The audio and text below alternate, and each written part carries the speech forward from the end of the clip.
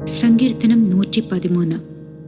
യഹോവയെ സ്തുതിപ്പിൻ, യഹോവയുടെ ദാസന്മാരെ സ്തുതിപ്പിൻ, യഹോവയുടെ നാമത്തെ സ്തുതിപ്പിൻ.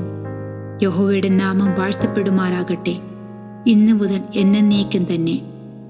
സൂര്യന്റെ ഉദയം മുതൽ അസ്തമാനം വരെ യഹോവയുടെ നാമം സ്തുതിക്കപ്പെടുമാറാകട്ടെ. യഹോവ സകല ജാതികൾക്കും മീതെയും അവന്റെ മഹത്വം ആകാശത്തിന് മീതെയും ഉയർന്നിരിക്കുന്നു.